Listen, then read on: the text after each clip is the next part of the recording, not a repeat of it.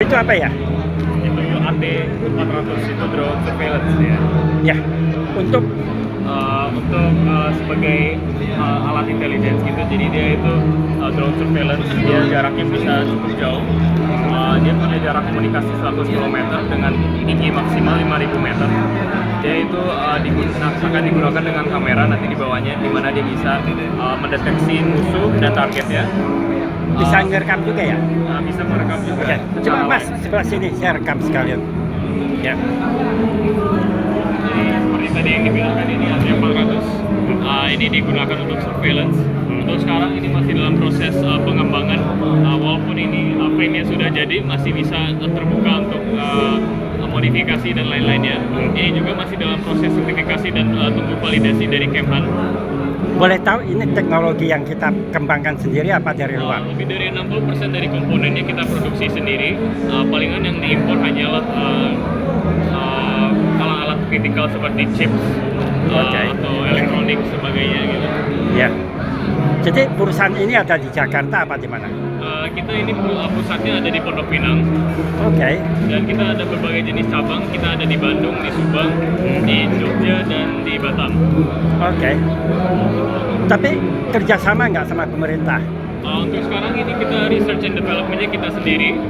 Jadi untuk sekarang tidak ada joint venture sama negara lain untuk drone-drone ini. Jadi untuk sekarang ya emang betul ini research and development-nya kita sendiri, dan produksinya, manufakturnya kita juga. Jadi mungkin maksudnya tujuannya adalah suatu saat kita bisa memproduksi, menciptakan senjata kita Betul sendiri. sekali, Bapak.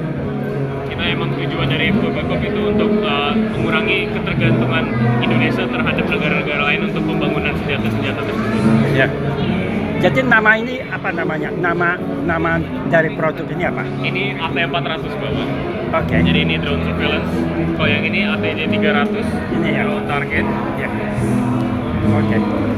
Jadi sekarang drone malah seperti mirip pesawat ya? Bisa, ya. Ini kan tadi saya bikin ini pesawat ini. Oh iya, jadi dia konsepnya emang modelnya seperti pesawat. Jadi dia ini modelnya kalau diterbangkan dia tidak perlu menggunakan landasan. Dia tinggal terbang secara vertikal menggunakan baterai, di mana dia baling-balingnya menggunakan brushless motors, yaitu sebuah motor yang hanya menggunakan listrik. Nah, sesudah dia terbang sudah mencapai altitude ketinggian tertentu, nanti dia akan menggunakan mesinnya dan dia akan menjelajah menggunakan mesin tersebut.